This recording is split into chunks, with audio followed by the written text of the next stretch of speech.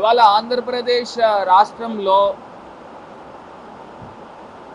ఏం రాజ్యాంగం నడుస్తూ ఉందండి? రెడ్ బుక్ రాజ్యాంగం నడుస్తుందా? అసలు జరుగుతున్న సంఘటనలు గడిచిన 40 రోజుల్లో అసలు ఏం చేస్తూ ఉన్నారు? లోకేష్ గారు చెప్పినట్టు ఇదేంటంటే రెడ్ బుక్ రాజ్యాంగమా?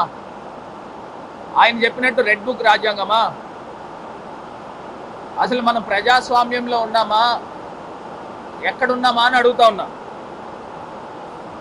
ఇవాళ ఉదయము మా పార్టీ పార్లమెంట్ సభ్యుడు ఆయన నియోజకవర్గానికి వెళ్తే, మిథున్ రెడ్డి గారు ఆయన నియోజకవర్గానికి వెళ్తే ఆయన పైన రాళ్ల దాడి చేస్తున్న పచ్చ పార్టీ నేతలు ఇదా చేసే కార్యక్రమం? నాకు ఒకటి అర్థం కాని అంశం ఏంటంటే ఆంధ్రప్రదేశ్ రాష్ట్రాన్ని ఎక్కడ తీసుకెళ్ళిపోతా ఉన్నారు?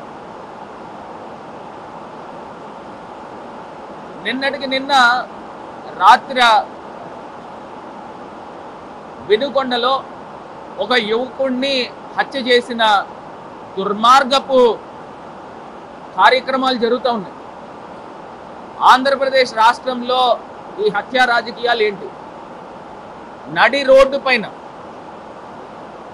తెలుగుదేశం కార్యకర్త ఎవరో యువ నాయకుడు అంట, మరి అతను ఎవరో తెలియదు, మా పార్టీ ముస్లిం మైనారిటీ పిల్లోడి పైన హత్య చేసి చేతిని నరికేసిన సందర్భం, చెయ్యి పక్కకి వెళ్ళిపోయింది, హత్య చేసిన సందర్భం. అసలు ఆంధ్రప్రదేశ్ రాష్ట్రాన్ని ఎక్కడ తీసుకెళ్ళిపోతా ఉన్నారు? ఆంధ్రప్రదేశ్ ప్రజలకి ఇప్పుడు మీరు ఎన్నుకున్న ప్రభుత్వము హత్యలు చేస్తూ ఉన్నారు, దాడులు చేస్తూ ఉన్నారు, అత్యాచారాలు జరుగుతూ ఉన్నాయి. మైనర్ బాలిక దర్శిని అనే ఒక చిన్నారిని మరి హత్య చేసి, లైంగికంగా దాడి చేసి హత్య చేసిన సందర్భం. అది మరొక ముందే విశాఖపట్నంలో ఒక ప్రేమోన్మాది నేరుగా అతను గతంలో ఈ రకమైన కార్యక్రమాలు చేస్తున్నాడని అరెస్ట్ అయ్యాడు. సిద్ధు అనే కుర్రోడు అరెస్ట్ అయిన తర్వాత అతన్ని మళ్ళీ బెయిల్ మీద బయటకు వచ్చి డైరెక్ట్గా ఇంటిపైకి వెళ్ళి దాడి చేసిన సందర్భాలు, దాడి చేసి డైరెక్ట్గా వాళ్ళ తల్లి అడ్డొస్తే తల్లిపైన దాడి చేసిన సందర్భాలు. అసలు ఆంధ్రప్రదేశ్ రాష్ట్రంలో ఏం జరుగుతూ ఉంది? ఏం జరుగుతూ ఉంది అంటే లోకేష్ చెప్పినట్టు రెడ్ బుక్ రాజ్యాంగం నడుస్తూ ఉందా? అసలు ఎంత దారుణం అండి. నిన్నటికి నిన్న రాత్రి ఒక రషీద్ అనే మా కార్యకర్త పైన ఈ రకమైన దాడి ఎంత దారుణం అండి ఇది. సభ్య సమాజం కూడా సిగ్గుపడే విధంగా ఈ రకమైన ఘటనలు ఎప్పుడైనా ఉన్నాయా ఆంధ్రప్రదేశ్ రాష్ట్రంలో? మరి కొత్తగా ఏర్పడిన ప్రభుత్వం చేసే దాడులకి మరి పోలీస్ శాఖ ఏం చేస్తూ ఉన్నారని అడుగుతా ఉన్నా. అంటే కొమ్ము కాస్తా ఉన్నారా అని అడుగుతా ఉన్నా. ఏం జరుగుతూ ఉంది?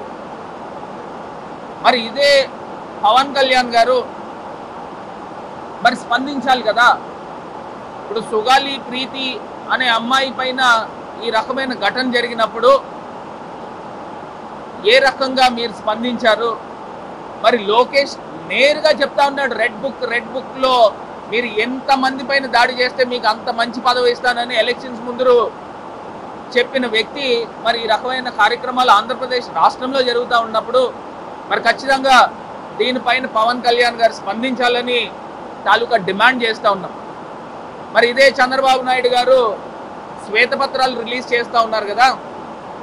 గడిచిన 40 రోజుల్లో జరుగుతున్న దాడుల పైన చంద్రబాబు నాయుడు గారు శ్వేతపత్రం రిలీజ్ చేస్తున్నారా లేదా అడుగుతా ఉన్నాం. ఎందుకు జరుగుతూ ఉన్నాయి అంటే మీకు ఇన్ని సంవత్సరాల అనుభవం ఉంది కదా, 14 సంవత్సరాల అనుభవం ఉంది కదా.